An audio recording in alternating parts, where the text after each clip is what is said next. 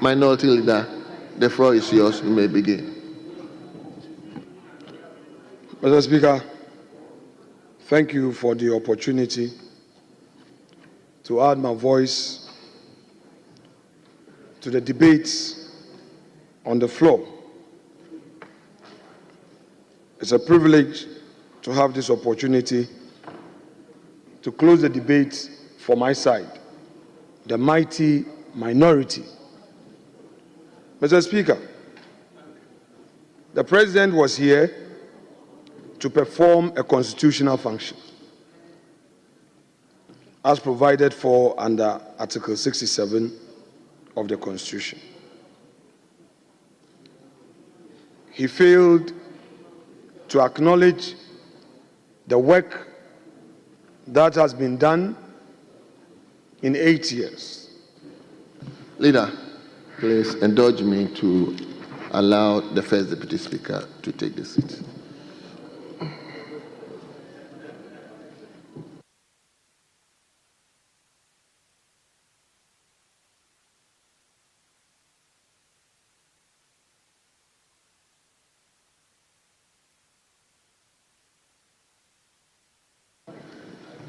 Honourable Minority Leader, please continue.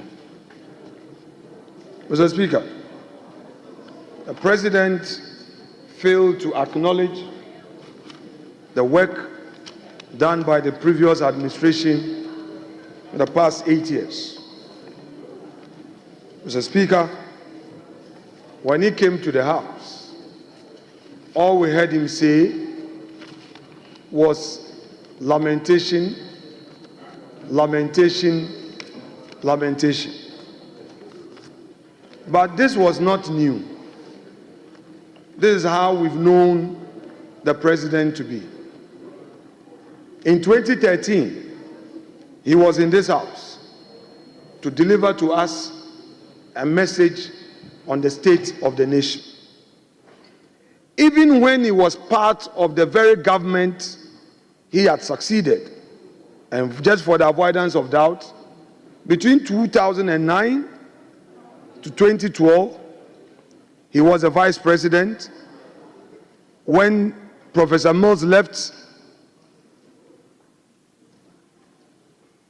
he succeeded him. Yet when he won the 2012 elections and he came into this House, he came here to lament about the state of the economy, forgetting that he was part of the government for the 4 years preceding his new administration. Then in 2016, when he again came here to address this House, he repeated the same lamentation, blaming everybody except himself. Mr. Speaker, in 2016, when we had the financial sector crisis, the President came to address this House, and he came here to apportion blames. He said the Bank of Ghana had failed in its supervisory functions. If you are the chief executive of the land, you are in charge of appointing the governor of the central bank. You are responsible for appointing the members of the board of the central bank. And people are losing their investments. All you come to Parliament to say is, it is a Bank of Ghana that has failed. That is how come President John Mahama could not solve the banking sector crisis in 2015, 2016. Those who lost their investment through DKM and God is love, and all other microfinance companies were left to steam in their own stew. Mr. Speaker, the President was here in 2016 to tell us that if those people had chosen to go to microfinance firms and they've lost investment, the government was not going to take responsibility. The NDC members of this house should go and refer to the State of the Nation address of 2016. They will find it there. That is how bad it was. That the president was in charge of the economy, but blaming others for the failures of the economy. So we were not surprised that he came here and continued with his usual lamentation upon lamentation. And today, the member of parliament for Salaga South, a respected member of this house, continues to say that indeed they are right in lamenting. This is not new. It is your posture. That is your attitude to talk governance, to lament. But what the president failed to do was to acknowledge. In fact, all expenses that are being made in this administration are as a result of revenues from the very taxes you are complaining about. You don't have a budget yet you failed to acknowledge the intervention by Nana Addo Dankwa Akufo Addo. Mr. Speaker, I have said time without number that Ghanaians should just give the umbrella a time. The true colors of the umbrella will be seen in due time. Even today, they promise us 60 ministers. So you are showing less, more divide.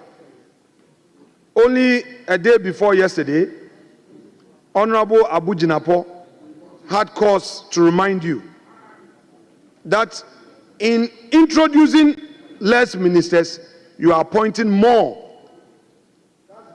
staffers. Today, you say you have a minister of state responsible for government communications, yet you have 6 communication specialists all advising him. Who does this?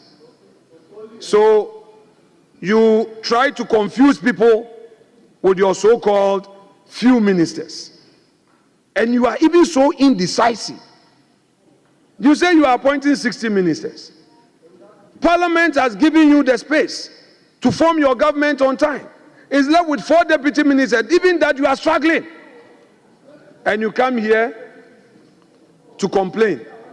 You have 4 more deputy ministers to appoint. The president has failed to comply with the affirmative action law in this chamber. He has announced his cabinet. This is a president who says he is doing reset. What is he resetting? When Hajia Ayamba Ladi is here and has not been given an appointment, when Honorable Helen Ntosu is here and has not been given any appointment, when Honorable Poku Asoya is in this chamber, when the Okankwe North MP is here and has not been considered, because the law says you should do a minimum of 30%. You are doing 10%, creating the impression that you don't have the women. Meanwhile, the women are here in this chamber. How do you appoint only 10% women into cabinet? Mr. Speaker, the president has failed this nation. How can the president overlook a Senator Ajiman Rawlings? How can the president ignore such a competent material? Mr. Speaker, we are talking about 30% women in government. Even if you look at the other deputy ministers, you add them to the cabinet, he still doesn't even cross 20%. So you say one thing and do another. Yet this is the same president who today is criticizing a predecessor who faced a major economic hit, yet ensured that the ship of state sailed smoothly. Mr. Speaker, let me remind the president on something.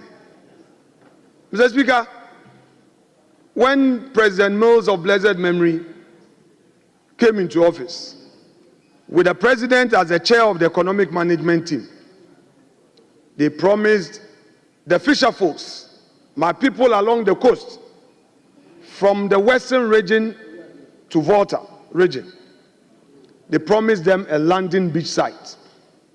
They went for a CDB facility somewhere 2014. They later came to do what we call capping. They failed to construct a single landing beach facility. Nana Akufo Addo came into office, listening and responding to the cry of the fisher folks. The landing beach projects were initiated. A facility was brought to Parliament. Parliament approved it. And today, the following communities have received a facelift at their various insurance. Mr. Speaker, if you go to Discof, Mori, Manford, Winneba, Senyabreku, Gomwafete, Osu, Teshi, Axim, Ekumfi Otwam, and Abanze, including our own, if you go to the Gbesi area, you go there, go and see the landing beach. NDC failed to construct a single landing beach project. Mr. Speaker, is Jamestown not seeing a landing beach? Is Elmina not seeing a landing beach? We have constructed, we have ensured that all facilities are there to support the fisher folks. This is the record we leave Ghanaians. The NDC promised landing beach, not a single one of them was constructed. Today they claim a so-called Nkoko Nkete. A man will be judged by his conduct. Yesterday, Mr. President had an opportunity to help the poor farmers in the north. Those who needed tractors were disappointed. And those who were going into the guinea fowl rearing, they said they were introducing a confirm. What happened to that confirm? And today, you come and tell us that you are introducing Nkoko Nkete. Nkoko Nkete. Time would expose you. Time will expose you. Mr. President was here to lament on the state of our agriculture.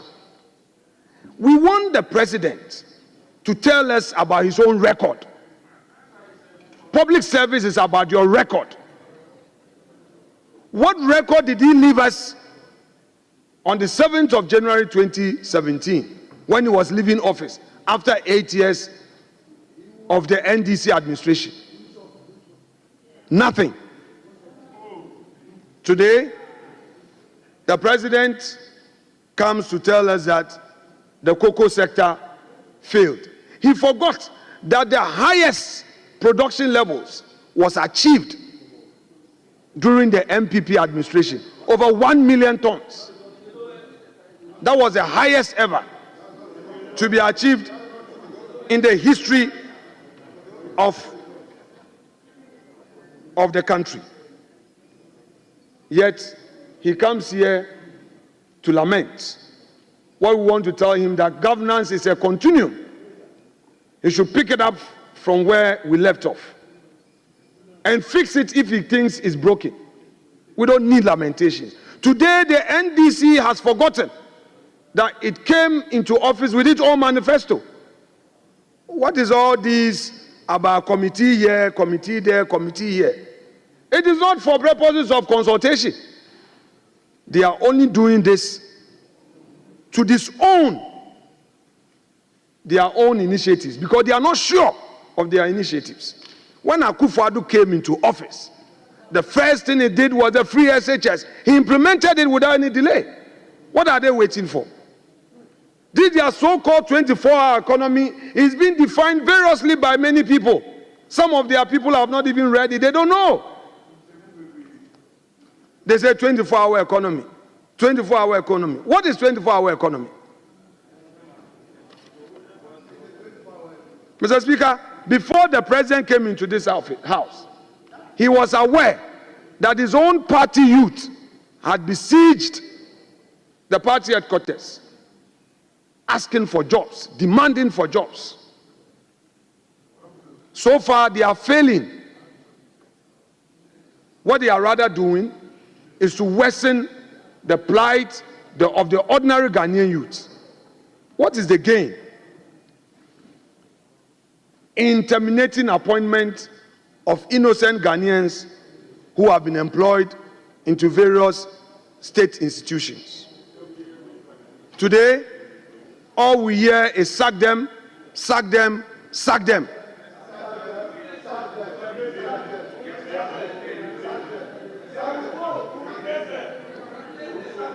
Today, the president who in 2017 was saying that we are all Ghanaians has forgotten that that was the posture he took. Today, he's being more partisan than being a Ghanaian. So you hear his members saying that we'll replace them with our party people. Replace them with our party people.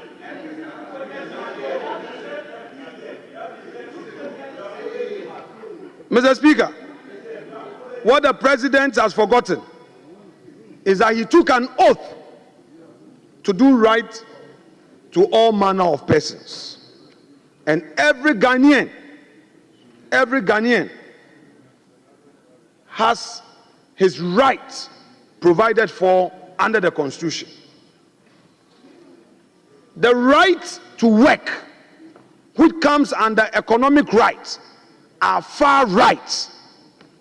And if the government indeed believes in creating opportunity for all, the least it could have done was to create a space for new recruitment, rather than look into the eyes of parents who have paid school fees, and by the grace of God, their children have gotten jobs, and to tell them that I am sacking your son to come and sit at home. I don't care what happens to you. This is the same president who claims Mahama cares. Cares about what? The health insurance policy that the NDC nearly collapsed it, that the MPP administration that introduced it has come to reactivate it and make it better.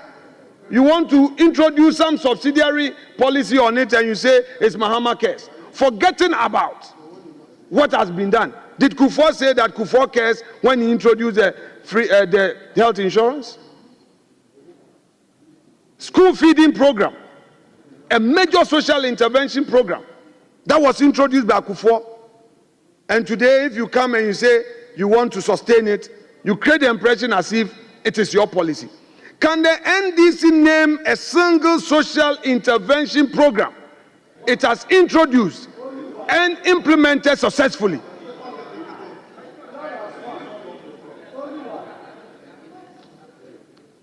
we tired of the promises, the double standards, the lamentations, and the hypocrisy? The president should walk the talk and do the do, and stop all the lamentations. Clearly, for the 8 years of the MPP, the records have it that even when it came to support to students to study abroad, the MPP was not discriminatory. Today, it's on record that the Deputy Attorney General nominee, who has just been approved, had his scholarship to go and study PhD in the UK. The government was a government for all Ghanaians. The man was loud on the street criticizing the MPP, but the MPP did not deny him the opportunity for higher education. His fees were paid by the state, accommodation paid, living expenses paid for 4 years. That is what the state did. So it was not a period of discrimination. Mr. Speaker, the government was boasting that it had paid some coupons that matured. From which money? Has this government introduced any tax policy? So why the mischief? Why the deceit? These were monies that they had come to meet, so they should not deceive Ghanaians.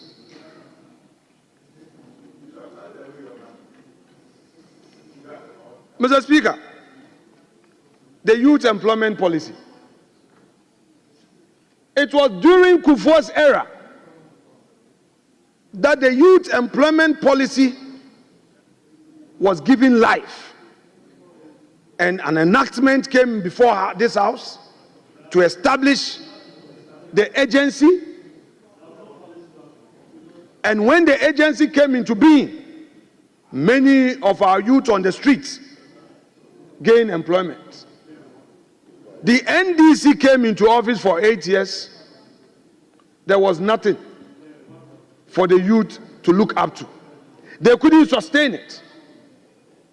Nana Addo Akufo Addo came into office and introduced additional policies to create space for a lot of our youths. The records are there. They have now come in. The very infrastructure that they came to meet is what they are relying on. Nothing new. Yet they condemn the Akufo Addo administration.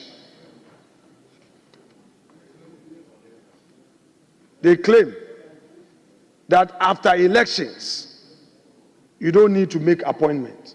May I remind the president? May I remind our colleague Felix Ofosu-Kwakye, who in 2016 was all over saying that a government's term ends the day it hands over to a new government. Therefore, they were right in appointing a Shraj boss. They were right in appointing an auditor general. They were right in appointing an NCCE chairperson. Have they forgotten the inconsistencies of their own principles? Will continue to haunt them.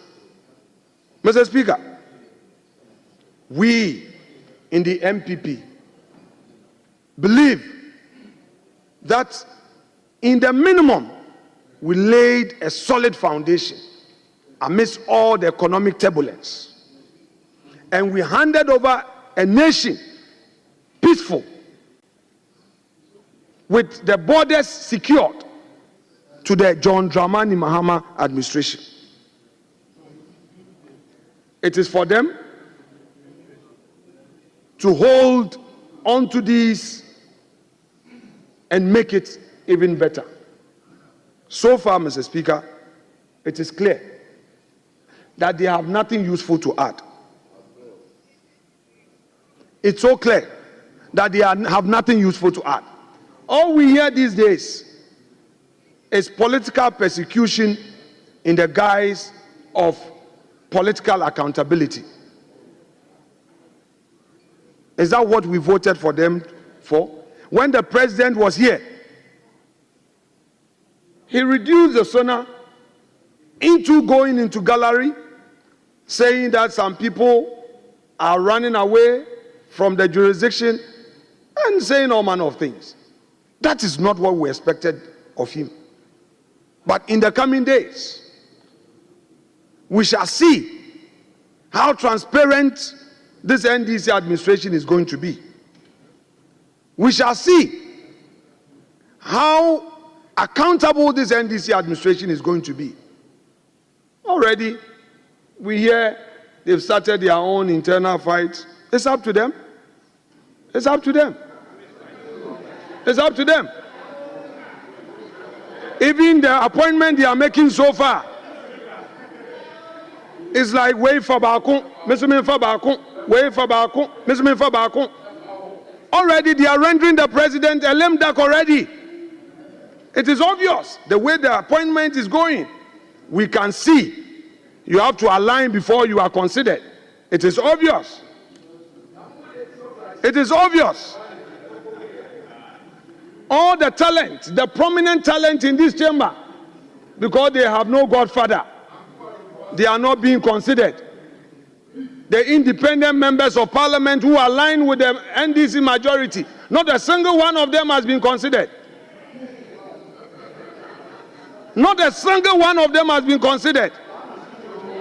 Bonnie Bain. Bonnie Bain.